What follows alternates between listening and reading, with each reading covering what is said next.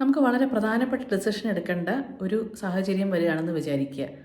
നമുക്ക് വല്ലാതെ ടെൻഷൻ ഉണ്ടെങ്കിൽ എന്തായിരിക്കും അവസ്ഥ? നമ്മളിങ്ങനെ ഒരുപാട് ചിന്തിക്കും അല്ലേ? ഞാനെടുത്ത ഡിസിഷൻ തെറ്റിപ്പോയാൽ എന്ത് ചെയ്യും? മറ്റുള്ളവരെന്ത് പറയും? ഈ ഫെയിലിയറിനൊക്കെ ഞാൻ എങ്ങനെ നേരിടും? ഒരുപാട് ചിന്തകൾ നമ്മുടെ മനസ്സിലേക്ക് വരും. എന്നിട്ട് നമുക്ക് ആകെ ഒരു സമാധാനമില്ല, ഉറങ്ങാൻ പറ്റുന്നില്ല, നമുക്ക് മര്യാദയ്ക്ക് ജോലി ചെയ്യാൻ പറ്റുന്നില്ല, അല്ലെങ്കിൽ ആരോട് സംസാരിക്കാൻ പറ്റുന്നില്ലാത്ത പോലെ വല്ലാതെ ടെൻഷൻ നമ്മളെ ബാധിക്കാനായിട്ട് തുടങ്ങും. നമ്മൾ ഉറപ്പായിട്ടും ആ ഒരു സിമിലർ ആയിട്ടുള്ള ഒരു സാഹചര്യത്തെ നേരിട്ടിട്ടുള്ള ഒരാളോട് സംസാരിക്കുന്നത്, നമ്മുടെ സുഹൃത്തുക്കളോട് അഡ്വൈസ് ചോദിക്കുന്നതൊക്കെ നമുക്ക് ഹെൽപ്പ് ചെയ്തെന്നിരിക്കും.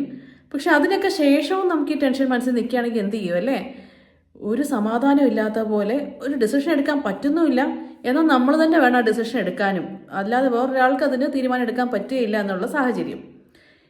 ഈ സാഹചര്യങ്ങളിൽ നമുക്ക് ഏറ്റവും ചെയ്യാൻ പറ്റുന്ന ഒരു ടെക്നിക്കാണ് നമ്മളോട് തന്നെ ഈ ചോദ്യങ്ങൾ ചോദിച്ച് ഇതിന് ഉത്തരങ്ങൾ കണ്ടുപിടിക്കുക എന്നുള്ളത്. ടെൻഷൻ അടിക്കുമ്പോൾ ഒരു പ്രത്യേകത എന്താണെന്ന് വെച്ചാൽ, നമ്മളതിന് ഉത്തരം കണ്ടുപിടിക്കാനായിട്ട് അങ്ങനെ ശ്രമിക്കില്ല. ഇങ്ങനെ ചോദ്യങ്ങൾ റിപ്പീറ്റഡ് ആയിട്ട്, ഞാൻ ഫെയിലായ എന്ത് ചെയ്യും, ഞാൻ ഫെയിലായ എന്ത് ചെയ്യും, മറ്റുള്ളവർ എന്നെ എന്തെങ്കിലും പറഞ്ഞാൽ എന്ത് ചെയ്യും, എൻ്റെ ജോലി നഷ്ടപ്പെട്ടാൽ എന്ത് ചെയ്യും, അല്ലെങ്കിൽ ഭാവിയിൽ ഇതുകൊണ്ട് എന്തെങ്കിലും പ്രശ്നം ഉണ്ടായാൽ എന്ത് ചെയ്യും, ഇങ്ങനെ ഒരുപാട് ചോദ്യങ്ങൾ ചോദിച്ചുകൊണ്ടേ ഇരിക്കുന്നു, ഉത്തരം നമ്മൾ റീച്ച് ചെയ്യുന്നില്ല. അപ്പോൾ നമ്മൾ നമ്മളോട് തന്നെ ചോദിക്കുക, ഞാൻ എടുക്കുന്ന ഡിസിഷൻ ശരിയാണോ? ഇതാണ് നമ്മുടെ കൺഫ്യൂഷനെങ്കിൽ ഈ ചോദ്യം ചോദിക്കുക, അതിൻ്റെ ഉത്തരവും നമ്മൾ കണ്ടുപിടിക്കാൻ നോക്കുക. മിക്കപ്പോഴും ഇങ്ങനെ ടെൻഷനുള്ള ആൾക്കാരോട് നമ്മൾ സംസാരിക്കുമ്പോൾ അവർക്ക് വളരെ കൃത്യമായിട്ട് ഇതിന് ഉത്തരം തരാൻ പറ്റുമായിരിക്കും. അവർ ആ ഉത്തരം തേടാനായിട്ട് നോക്കാത്തതാണ് പലപ്പോഴും അവരെ അങ്ങനെ ബ്ലോക്ക് ചെയ്ത് നിർത്താനായിട്ട് ഒരു കാരണമാകുന്നത്. അപ്പോൾ ഞാൻ എടുക്കുന്ന ഡിസിഷൻ ശരിയാണോ എന്ന് മനസ്സിൽ ചോദിച്ചാൽ അതിൻ്റെ ഉത്തരം എന്താണ്? ഒന്നുകിൽ ശരിയാണെന്ന് നമുക്ക് തന്നെ പറയാൻ പറ്റും, അല്ലെങ്കിൽ തെറ്റാണെന്ന് നമ്മുടെ മനസ്സ് പറയും. ഇപ്പോൾ ശരിയാണെന്ന് പറയുകയാണെന്ന് വിചാരിക്കുക. അടുത്ത നമ്മുടെ കൺഫ്യൂഷൻ എന്താണ്, ചോദ്യം എന്താണ്, അത് ചോദിക്കുക. എങ്ങനെ ഞാൻ ഫെയിലായാൽ എന്ത് ചെയ്യും? അതിനുത്തരം ചിലപ്പോൾ ഇങ്ങനെയായിരിക്കും, ഫെയിലായി കഴിഞ്ഞാൽ ഞാൻ വേറൊരു പ്ലാൻ എൻ്റെ മനസ്സിലുണ്ട്, ഞാനത് ചെയ്യും. അടുത്ത ഒരു ചോദ്യമാണ്, മറ്റുള്ളവരെന്നെ കളിയാക്കി എന്ത് ചെയ്യും? അതിൻ്റെ ഉത്തരമായിരിക്കും, മറ്റുള്ളവർ കളിയാക്കിയാലും സാരമില്ല, എനിക്ക് ഇതിന് പകരം മറ്റൊരു കാര്യം ചെയ്യാനായിട്ട് പറ്റും, അല്ലെങ്കിൽ ഇതിനൊരു ലേണിംഗ് എക്സ്പീരിയൻസ് ആയിട്ട് എടുക്കാനായിട്ട് എനിക്ക് പറ്റും.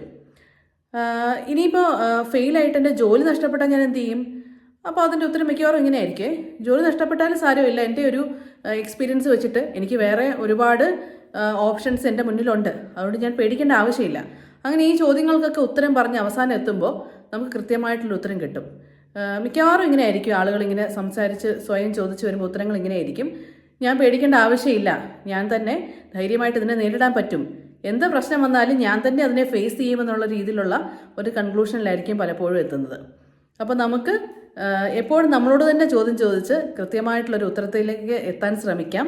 ഒരുപാട് നമ്മളിങ്ങനെ റിപ്പീറ്റഡ്ലി ക്വസ്റ്റ്യൻ മനസ്സിൽ ചോദിച്ചുകൊണ്ടിരിക്കുമ്പോൾ നമ്മൾ എവിടെ എത്തുന്നില്ല, നമ്മുടെ സമാധാനം നഷ്ടപ്പെടുന്നു എന്ന് മാത്രമേ അതുകൊണ്ട് നടക്കുന്നുള്ളൂ.